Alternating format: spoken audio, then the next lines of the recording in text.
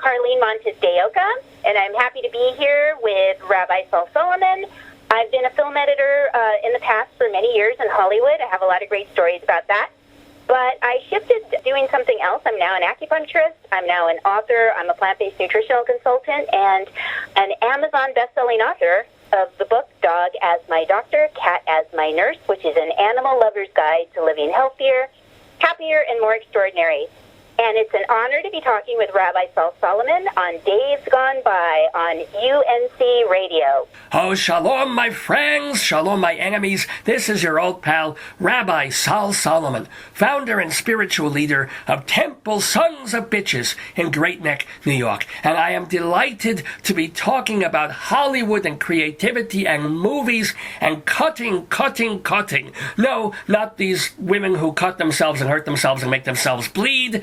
No, people who take celluloid and chop it up and make it beautiful and exciting and interesting. We're going to be talking to someone who did that for several years in Hollywood on movies like Honey, I Shrunk the Kids, National Lampoon's Christmas Vacation, Three Men and a Little Lady, and even, my God, Leonard Part 6. Oh, we will talk about that, ladies and gentlemen, with Carlyn Montes de Oca. She is now also a wellness coach, a nutrition person, an acupuncturist. So she's taken a whole different tack in her life. Instead of cutting, she's now poking. But we're going to be poking her, ladies and gentlemen, in a manner of speaking, because she's on the phone with us right now. Shalom, Carlyn Montes de Oca. How are you?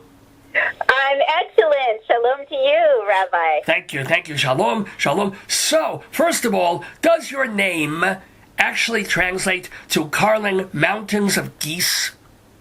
Oh my gosh, yes, it does. But an oca is a specific type of bird that's found in north central Spain, and it looks a little bit like a goose. So it's Carlyn Goosehill. Oh, Carlyn Goosehill. That's so nice. Now, where were you born? I was born in California, in the Santa Barbara area, but I did spend a year when I was in school. I spent it in Spain, so I went researching the name, and I found Montes de Oca up in the Basque Country, and it was this little tiny town, a little bit like, I would say a little like Deliverance, maybe. Oh, God. Ever saw that movie? Oh, yeah. Still, that's where I came from. So you squeal like an oca instead of a pig, I guess, is the kind of a thing that you would do up there. Just a little joke there. But no, nobody's laughing. All right, so... I'm laughing. So I assume now, religious-wise, since I am a rabbi, you must be Catholic? At one time, I definitely was. Probably not by choice, but, I had a good time, and now I'm not. Now I'm sort of, I'm open to all sorts of belief systems, anything that makes sense. Well, what currently makes sense? Because I'm always trying to find what makes sense for me. So what belief system is making sense for you, especially since you're a nutrition and holistic kind of wellness person? Mm-hmm. I would say that there's no particular one. I like the best out of all of them. So I spent time actually in Israel, and I spent time in... Oh, stop right there. Oh, what did you do in Israel? Yes? Tell me about Israel. Yeah, I used to travel. One of the things, I'm kind of an adventurer, and I always used to love to travel by myself wherever I could. And so the way I would do that, I would just spin the globe when we actually had globes, and I just put my finger down. It's like, where did I end up? And so one year I ended up in Israel and Egypt. I decided to travel out there for a couple of months, and wow, I had a great adventure. I ended up in a kibbutz, and spent some time there. I ended up in all sorts of places like Safat, all these amazing places. Had a great time. Well, what was either the scariest thing or the best thing that happened to you in Israel or Egypt? Oh, well, I'll tell you this in Egypt. This was the most amazing thing that ever happened to me, and there's like a film reference to that, which is I showed up to the pyramids, and I was like, whoa, I'm here at the pyramids. And all of a sudden, this guy came out on this beautiful black Arabian horse, and he says to me, I can take you to some other pyramids. If you hire me for the day, I'll take you to some other pyramids. I'm sure he could. They're out in the desert. Yeah, well, believe me. And I was like, how much? He's like, $20. I'm like, I'm going with you. So he brought out a horse, and it's hysterical because he says to me, can you ride? I'm like, yeah, sure, because I had ridden on my uncle's farm, like 20 years ago. So I'm like, yeah, I can ride. Oh, boy. So I get on the horse. He gets on his horse. His horse takes off through the desert, and so does mine. I'm holding on for dear life, and then at some point I'm sort of like getting used to the rhythm of this horse who is speeding through the desert. I am living my Lawrence of Arabia dream, just flying through the desert. So in the middle of all this, the horses stop and all of this, and all of a sudden I see a camel caravan going through the desert. It was amazing. And I hear somebody shout out my name. And I'm like, what? And it was somebody who I'd met in Israel like a month before, and the camel caravan drove by. So it's like, you never know when you're going to run into someone, It's like seeing somebody at a Starbucks on Fifth Avenue. Totally amazing. That's wonderful. Kinda. So, before we get to your film editing stuff, what's another amazing place that you visited in your globe-spinning travels, and something that happened there? Amazing. Well, I will tell you that when you travel by yourself, and maybe when I was traveling, it was a little bit of a different world, but I found that it forced me to talk to other people. I had to talk to other people, otherwise I wasn't going to talk to anybody. If I brought a friend along, I would just talk to them. So when I remember I ended up in Belfast, Northern Ireland. Yeah. Time when things are not good, and I ended up in the middle of the town. I thought I could get to Dublin. They're like, no, there's no trains. You got to stick around here. And everybody was walking around with machine guns. The city center was totally closed. There were tanks everywhere. They took all my stuff. They looked through it. I'm like, hey, where can I stay? They're like, you're in Belfast, Northern Ireland. There's nowhere to stay. And I'm like, so I started kind of walking around town, kind of trying to see where I could stay. And it was so funny because I literally ran into some people, and I said, is there somewhere to stay around here? Is there like a little hotel? Is there something? And they said, stay with us. And it was this beautiful couple who I met, and they took me in for the night, and they took me the next day to the train and checked to make sure because they check. You get on the train, you check to make sure there's no bombs. Good Lord. So these people took me in, and I never forgot that, just how generous they were. Do you still get to travel that way, or are those years kind of starting to move behind you? You know what? There was a point that I went to, I remember, to South America, and I just wasn't having the same kind of connection, and I realized it's time to start traveling with somebody else, or it's time to be in a relationship, or I felt the need to, to do this not alone. And this last year, my husband and I, we've been married 14 years, and we finally took our honeymoon. Mazel. Portugal. Ooh. Yeah, thank you. And we went to Portugal, and we had a great time together. Well, Mazel, by the way, what does your husband do? Thank you. He is an award-winning sound editor at Lucasfilm. Now, wait a minute, you've known him for 14 years, or you've been married for 14 years. How long ago did you start doing film work? I started it right out of school, so let me see. I'm really bad at math, so I can't figure that one out. No, it was like about 30-some years ago, and it was right out of school. That was my major was film. So right off the bat, I was doing it. Well, where did you study? Were you at USC or where? No, I decided I was going to go to USC. Then I decided I had a full scholarship, actually, to Loyola Marymount. Woo! So I was like, well, I'll take that. And they had a great film department. Still friends with a lot of people who are still, teachers there. And it was an amazing program. I learned so much. It was great. And not only did you get to do it in school, but you came out and you started getting jobs. Like, what was your first real job in the industry after you got out of Marymount? You know what? I got really lucky. I don't know if you know who Haskell Wexler is? Oh, the cinematographer from Medium Cool. Yeah, that's exactly it. I lucked out. I don't know, the gods were with me that day because they never took interns ever, ever, ever. I walked in, I'm like, will you take me as an intern? They're like, sure. And they had just changed, whoever was in charge of that. So I was in sort of their company as an intern at my last semester in school, and that turned into a job because Haskell directed a movie called Latino, which was about the situation in Nicaragua at the time, and that movie, I started off as an apprentice editor, and that movie they went to Lucasfilm with, which is how I ended up getting connected to Skywalker, and George and that whole operation as an assistant editor, and so it was just a great opportunity for me. So let me ask you, in the first couple of weeks, and I'll bet you remember very well, that you were working for Haskell Wexler on Latino. What did you do physically? What was a day like when you were working or interning as an assistant editor? Yeah. Well, I will tell you, that experience, I was spoiled because I thought, we only worked on that movie 9 to 5. Okay, and I thought, that's the way the whole business is. That's the way you do it. It wasn't until my next movie that I was like, oh my God, I'm exhausted, because it wasn't. It was like 8 to 10 or something like that. So for me, when I was working on that job, it was bliss.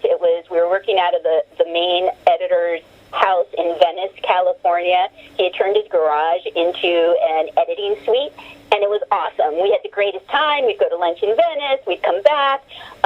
For me, it was just kind of like, you'd be handling film and putting trims together and filing things and learning, because I hadn't done it really on a movie before, and learning, and you'd be cutting and you'd get a chance to do something. And so we'd be out in the sun, taking breaks. It was fantastic. My God, it sounds like the best job in the world. Who was the actual editor on that?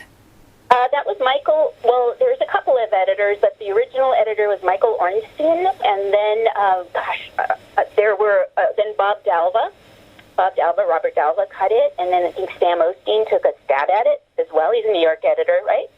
So let me ask you, passed away. When you're in the garage, when you're with all these clippings and this footage, how often would Haskell Wexler be there working with you guys, or would he just talk to your boss and then go away, and he would just essentially be working with other people? Oh, man. Well, that's the thing. Haskell was amazing. First, he was in Nicaragua, a good part of it. Yeah. And when he got back, then he was there all the time. He'd come in. He was great. In fact, I remember when I was still, at his, before I got onto that movie, I was working for his commercial production company, and he knew I was in school, and he was so generous. He said to me, I'll give you the film to make your student film. Wow. He was so generous. He was just very kind and just always that way, and an interesting guy, just an interesting human being, because he was just very concerned about the planet and about all the things that were going on politically, and just an interesting guy to talk to. Now, do you remember, be it on that experience or the next one, the first time your suggestion was accepted in terms of an edit or a cut? Oh, man, thank you so much for asking that, because This reminded me of a movie I worked on, which you didn't mention, which I think you will laugh at, but it was called Howard the Duck. Oh, boy. Howard the Duck. We do remember this one, because basically Leah Thompson was seducing a duck in it. I don't know why, don't know how, but there it was. And was it a Lucasfilm?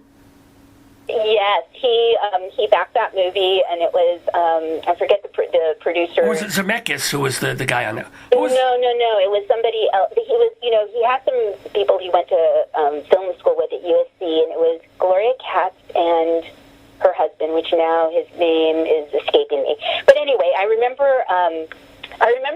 Funny enough, I wasn't there when it happened, but somebody, Willard. I forgot his name. But anyway, he must have asked a question, or he must have said something, and I really didn't realize there was any protocol, so I was just blabbered out my opinion about something, and that was that. And then later on, I ran into somebody else who was working on the show, and he said, oh my God, you know what just happened? And I'm like, what? He said, we were all sitting there with George, and George was saying this is what he thought of it, and Willard says, yeah, but do you know Carlyn, the assistant editor, she said this. And I'm like, wow, that was really cool. So I don't remember what the suggestion was, but obviously made some kind of impression. Now, let me ask you, when you are working on a movie, like Howard the Duck, did you guys realize it would not be the next Jaws or Close Encounters? Or not until release date, reviews come out, audiences don't come, critics laugh? When did you know? I had a sense when I read the script. Oh, wow. But I mean, for me, that was just my sense of it. And I thought, well, but the thing is, I was so new. I was a young, I was just beginning. And I thought to myself, well, they must know. I remember thinking that because my mother read it too. And she's like, I don't get it. And I said, well, they must know because they've been doing it forever. So they must know. But I remember reading the script and thinking it was just like I thought Leonard Part 6. They were both kind of odd. Well, that was Leonard Part 6. Since you mentioned it, and I mentioned it before, that is one of the lesser-known films of a particular comedian slash actor named William Cosby. Did you meet him? Yes, I did. I definitely did. And you woke up in your own bed? Yes, I did. Absolutely. So no horror stories, nothing. No, in fact, obviously we know what went down with that, and I started thinking back to those days, and I thought he was very funny. He was flirtatious, but in a way that wasn't, to me, anything that was offensive. It was just funny, kind of the way, it's Bill Cosby, right? So, I have nothing to report on that. Do you have any different stories to report, or any funny stories or anecdotes about him that have nothing to do with the bad stuff, just that, you collaborated with him on some level on this movie?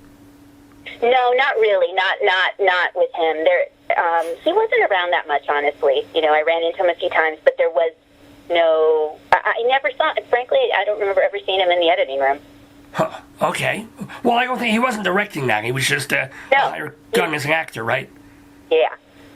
Now, when you had a movie like Honey, I Shrunk the Kids, which you also did assisting sound effects on, did you have a sense then, having read the script, having worked on the movie, while you were working on it, that, ooh, this might really take off?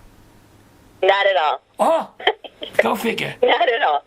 No sense of that one. I just, no.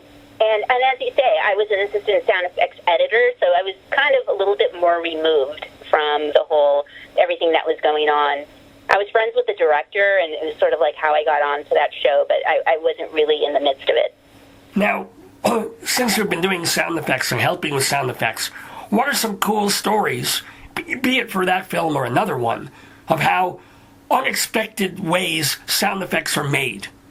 Like we see something happening on the screen, and, guess what? They're actually doing this in a little room with a hammer and a chainsaw or something. Well, I think that's more Foley. Actually, what you reminded me of, if I can, I'd love to share a story about Dustin Hoffman. And Please. Nice Jewish boy, yes. I was working on a movie called Jimmy Hollywood, and it was Barry Levinson was the director. And anyway, so he told us at some point, he said, my friends are going to come in and look at the film and maybe give you some ideas about editing, because we can do different versions now that we're on digital. So we're like, who's going to be his friend? Who's going to pop in? And who pops in? Dustin Hoffman. And we're both like, it was myself and the main editor, and we thought, wow, it's Dustin Hoffman. And the thing was, again, I was younger, and I was thinking, okay, I need to be totally professional. It's Dustin Hoffman, but I can't act like, I'm kind of flustered at the fact that he's standing right there. And the room we were working in was really small, like super small. Like our chairs were like right backed up against each other. And I was cutting some sound effects on a chem, which is an editing machine. And the other editor, actually, the main editor, was working on a much larger digital, I don't remember what it was, what we were cutting on at the time, but he was working on his system. And Dustin was mostly working with him. But every now and again, he'd roll his chair back, and I'd have my headphones on, and he'd just look at me and be sitting next to me, and he'd give me this look, and he goes, "What are you doing?" I'm cutting these sound effects or whatever, and he's like, mm-hmm. And then he'd roll back, and then I'd be like, I'd get a little flustered. My cheeks started getting red because he started doing this every minute or so, and he goes, "Now what are you doing? What is that? What is that? Why are you cutting that?" And I'd be like, I was getting more and more flustered every time we did it. And on one of the times, I got so flustered that I reached over for something in the machine, which has teeth, grabbed the sweater that I had on, and it rolled it up in the thing, and the machine just stopped dead. And I'm sitting there caught in this machine. I can't get out. And he keeps doing back and forth, and I'm too embarrassed to say, I'm caught in this machine. I can't get out of this thing. And finally, when they did catch on, everybody started just really laughing and thinking it was the funniest thing that had ever happened. And I don't even know what he was saying to me, but he just thought it was so funny. And then they all walked out, and then the editors reached over and just turned the knob. my sweater came out. I'm like, God, I'm so embarrassed. So that was my little Dustin Hoffman story with sound effects. Oh, I'm so glad you remembered that.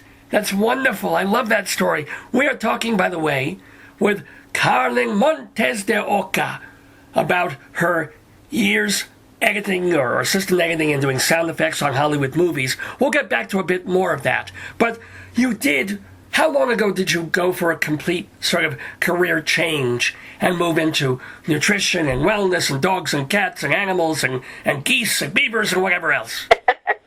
Well, that was, I would say, I think that we're going on about, I've been in private practice now for 14 years, so I would say probably about 16 years ago, I made a transition because I started working in TV with my transition out, and so it's been about 14, 16 years or so. Well, then let me ask you, I mean, you built up a resume. You have films that were flops, also films that were very big hits, and a constant stream of work, moving higher and higher, working with amazing major directors, major editors. Then you get into television. Why suddenly give that up, especially if you're still in Hollywood? Why give up the whole thing? Yeah.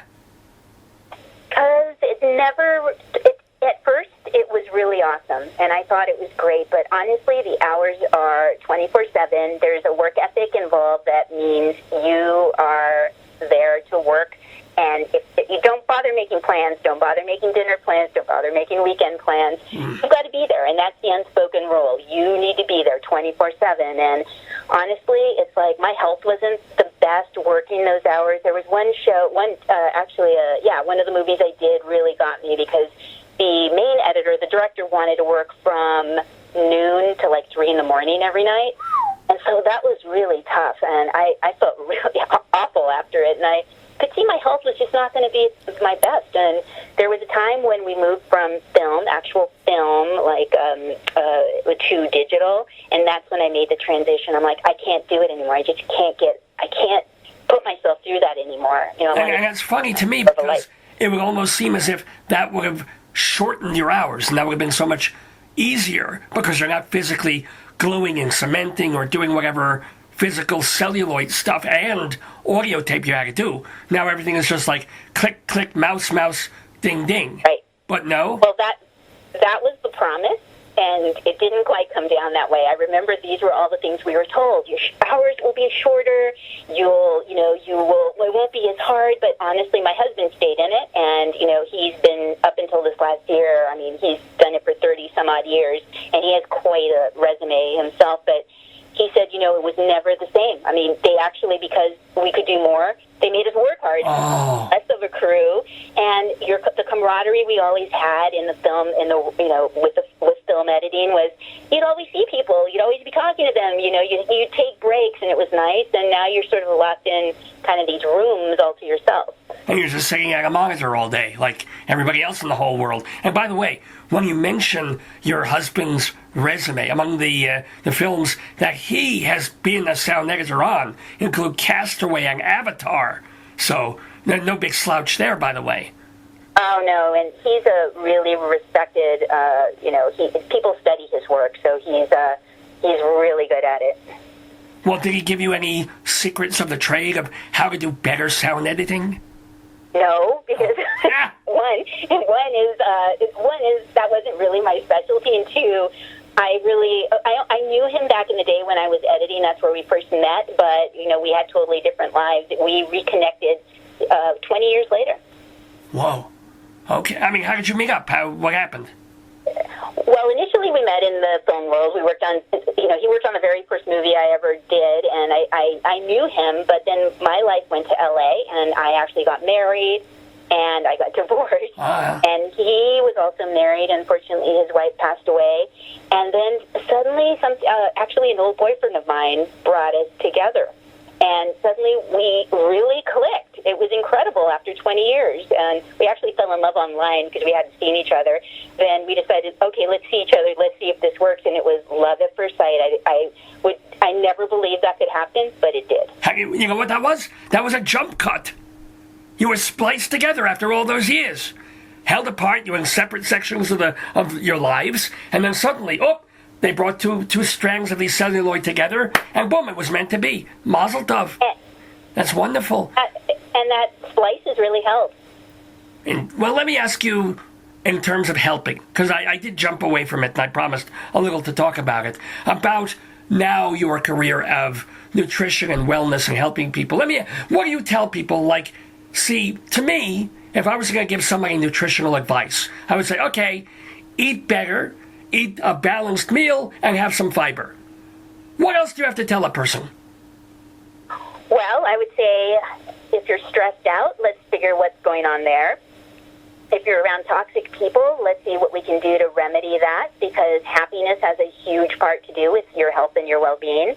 I would say incorporate, if you like dogs, if you like animals, there's ways to actually be healthy by having them in your life. You know, they get you out on walks, you know, and so I think what you're suggesting is very good advice, and honestly, I think the basics are what everybody skips over, but you actually have to do them. You have to actually go to sleep. You know, there's a reason we're supposed to be, the sun goes down at a certain time of the day. It's supposed to be that we're winding down. So I'd say nutrition is great, sleep is important, exercise, and you don't have to go out to the gym necessarily, but you at least have to get walking. I think that's fair. And also, you mentioned, I don't know, you talked about a dog, you talked about a cat. You should write a book with something in the title, shouldn't you? Hint, hint. I think so. That might be I wonder if that could be a bestseller. Wait, let me think of the title. Hold it. I'll give you the title. All right. Dog as my doctor, cat as my nurse. How's that for a title? I don't know if that'll work. Ah, shit. Okay, well, what's your idea? No, I love it. I love it, Rabbi. I think you're onto something. That is because we're joking here. Carlyn Montes de Oca has written a book called Dog as My Doctor, Cat as My Nurse. It's been published by She Writes Press, and it's been on Amazon for a while already. And it's been #1 and stuff?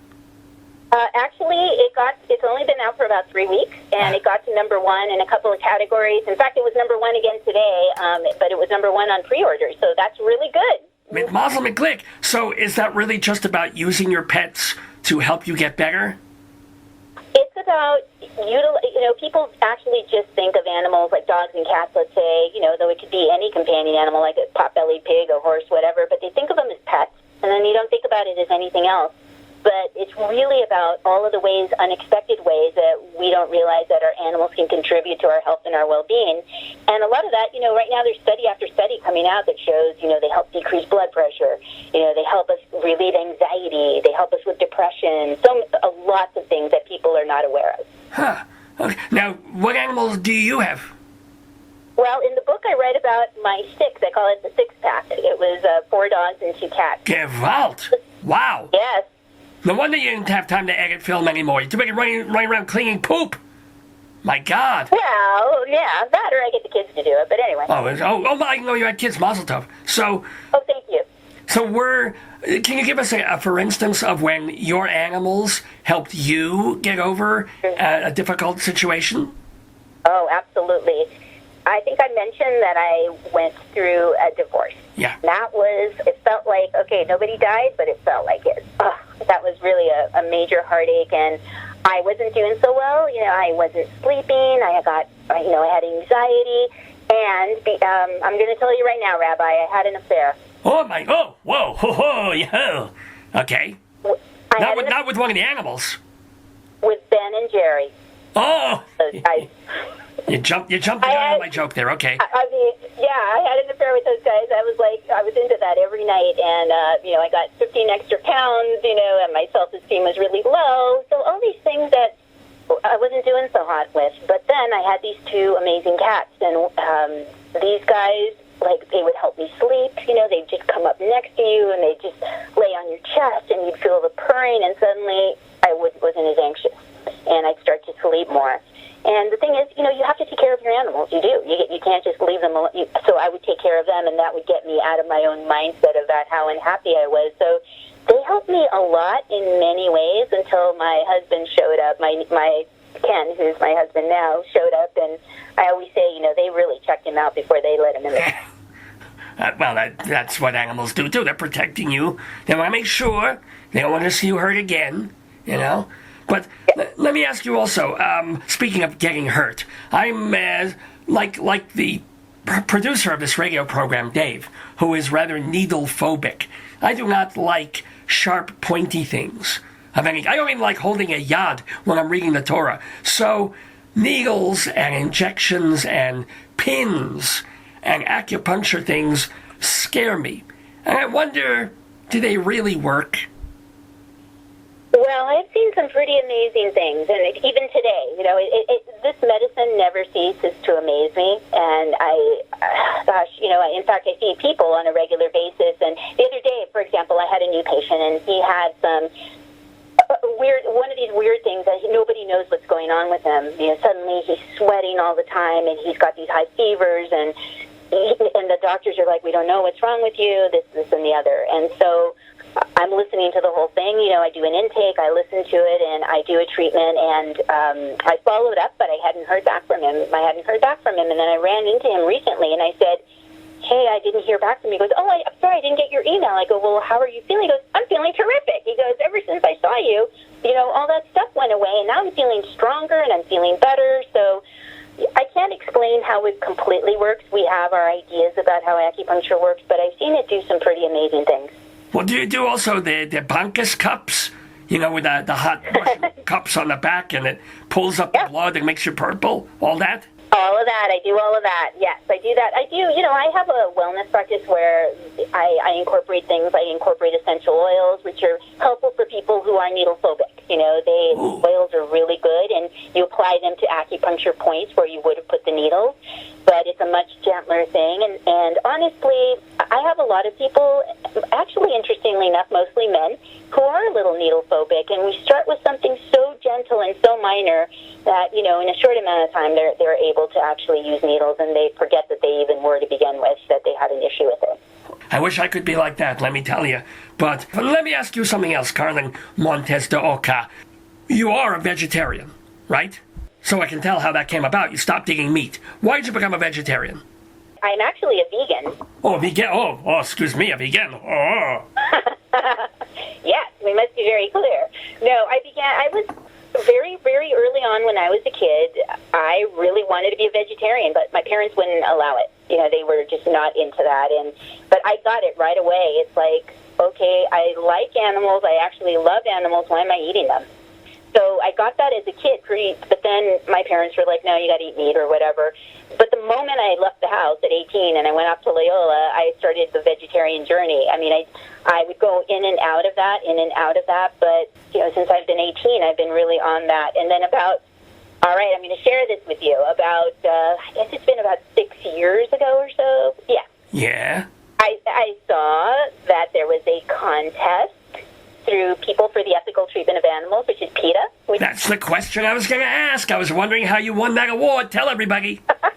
Yes. So they had PETA Sexiest Vegetarian over 50, and I saw that, and it wouldn't be something I would normally do, but something really called to me about that, and I went, you know what? I'm going to run for that contest.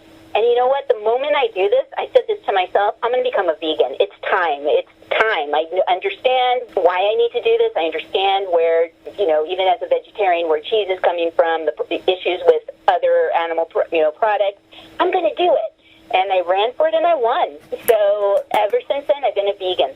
And you have been voted the sexiest vegetarian over 50 by PETA, which is quite amazing. So no eggs, no more Ben and Jerry's, I assume. Right. Yeah, that was long gone. No, I was done with that affair. That was just a brief thing. Well, no, but also no ice cream ever, right? Or not milky ice cream. Well, no milk ice cream, but there is, it's a different world now. Yeah. It's hard to tell some of the plant-based, like the coconut ice creams. You can't tell the difference. They're so good. So it's not like I'm missing anything. And now there are all these plant-based cheeses, and those are delicious. So people's creativity, allows it to be so much easier now for vegetarians and vegans. So, and it opens you up to eating so many more healthy foods, which is great. I agree 98%, but let me ask you something. When you are sick, when you got a cold like my friend Dave has had for the past week, is there anything truly that replaces a hot bowl of chicken soup? Yes, everything. Actually, what I would suggest to your friend Dave is in advance is, because we know that the common cold, you can't really cure it, but you can do your best to prevent it. So there are so many things that you can use preventatively, herbs, supplements, even essential. There's certain essential oils I use. I haven't had a cold in like 2.5 years. Oh, toi, knock wood, toi. Knock wood. But which is a Goyish thing, but still, yeah. Oh, yes. Well, I understand what that is. But still, I think prevention is everything. So the things that you mentioned that keep you healthy, these are the things that prevent the colds and the flus. No, but once you have a cold, let's say you can't prevent it, you get it, there's something about a bowl of the properties of chicken soup with noodles and the fat in there. Does lentil do the same thing? Well, what I would suggest instead is I would make a little cocktail and I would add to that little cocktail, I would make it out of ginger tea, and I would add some lemon, and I would add just a touch, and I'm not kidding, a touch, like an eighth of a teaspoon or something of cayenne pepper. Oh, boy. And it's really, it's not spicy. It's interesting. If you just drink it in that way, it's not spicy. But it really helps you to sweat out the disease, so you want to, or the cold. So that's a good thing that I do. And there's other supplements and things that are really good out there. I just don't want to necessarily promote them on the air. Oh, fair enough. What I do want to promote, besides Carlyn Montes de Oca's book, Dog is My Doctor, Cat as My Nurse, from She Writes Press, is your website, animalhumanhealth.com, but also going back, talking a little bit more about your years doing films and things like that, because, we're all fascinated with Hollywood and those kinds of people. For example, you worked on Gardens of Stone, a movie with Oliver Stone. Well, he's kind of an unusual character. Do you have any stories about him? Actually, not really. That one, I worked on it so briefly that I really don't, but I could give you a Mel Gibson story. Okay, go. All right. I was working on a movie called Three Men and a Little Lady. Oh, yeah. That movie, do you remember that? With Tom Selleck, Steve Guttenberg, and Jensen. Yes. Right? And the director of that was the lovely Emil Ardolino, who's now passed away, but he was just wonderful. Anyway, we were in England. On that movie, which was loads of fun, right? Get to go to England and get to be out in the countryside. And one day, actually, we were at Pinewood Studios, which is in London. And I remember the main editor on the show saying to me, "You don't seem very, taken by all these actors were around all the time." And I'm like, yeah, whatever. And he's like, "Well, if you could meet somebody, who would it be?" And I was just thinking, well, who would I want to meet? I went, just off the top of my head, I went, Mel Gibson, just because I couldn't think of anybody else, right? Yeah. So then, a couple months passed, whatever, we're working. And I'm in my editing room, and I'm doing something, and all of a sudden I hear a little knock on the door, and I look over, and there's Mel Gibson standing there in his outfit from Hamlet. He's got the little dress, with stockings and everything. And he's beautiful. He's got long hair. He looks like Braveheart. And he's like, "Oh, I think I'm supposed to be working here with you, on Hamlet." And I went, "Oh, no, this is actually a different editing room, but I can take you to those editing rooms." And we had this nice little walk all the way down to where the other editing rooms were, and he's very charming and very nice, and he thanked me and all of that. And as soon as he was gone, I ran down the hallway. I ran into my editing room, which was divided by a swinging door between myself and the other editor. And I'm going through the swinging door as he's coming on the way out. And we all bonk each other on the head. And I'm like, "Hey, guess what? Mel Gibson was just in my editing room." And he says, "I know. I told him that was the Hamlet editing room. You could meet him." So it was kind of a setup. That was nice. And that was a nice, considering all the Mel Gibson stories we've heard, that's a nice story all around for everybody involved. I like that. It was. That's very, very cool. And let me ask you, you mentioned also that after you moved away from film, before you moved into your current career, you did stuff in TV, and the IMDb mentions that you were an assistant, not necessarily on film or sound or anything, just assistant on a show called VIP with Pamela Anderson. Yes. Tell me some stories. I'll tell you one, because I actually really like Pam a whole lot. And basically why I was on that show was I was actually done with working on anything because I was in school. I was studying at school, for my, to get my master's in Chinese medicine. And the director was came and asked me if I would work with him on that, and I said, no, I can't. I'm in school. And he's like, no, it would really help me if you could. So I said, I can't be an editor. It's too many hours. He says, well, come be my executive assistant, and I'll let you, go to school at night or do whatever. Just help me. So basically that's why I took that job. But anyway, I liked Pam a whole lot. She was really cool. She's really into animals, which I love. And one day, we were both really sick together. We both had the stomach flu. We went to eaten something off craft services. But we were both just deadly sick. And I just remember she was so nice. She was just basically walking around, like hardly walking, and she had like these saltine crackers in the whatever that wrap is that you hold saltine. Yeah. And she just looks at me and she kind of hands me the thing, and I take a saltine, I sort of put it in my mouth. She puts one in her mouth, and so we kind of sat there just sharing saltines together as we were both deadly sick.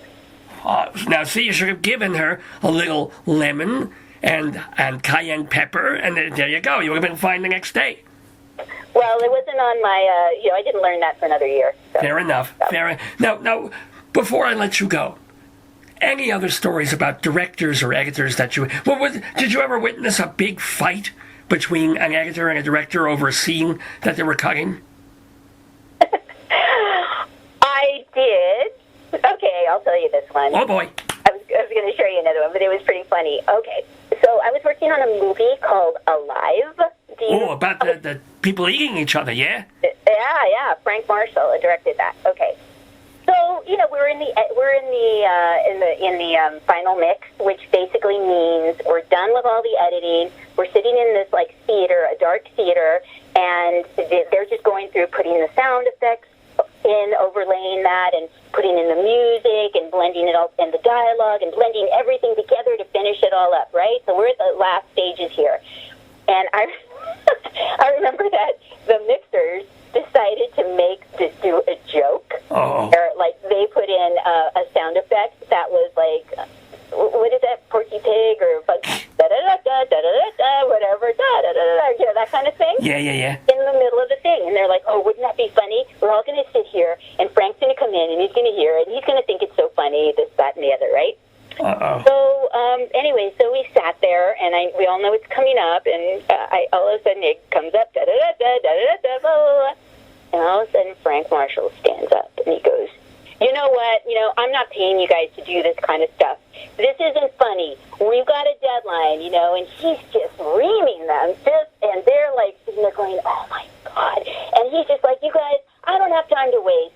I don't want this. You better get it out. You better, do this right, whatever. He leaves. Dead quiet.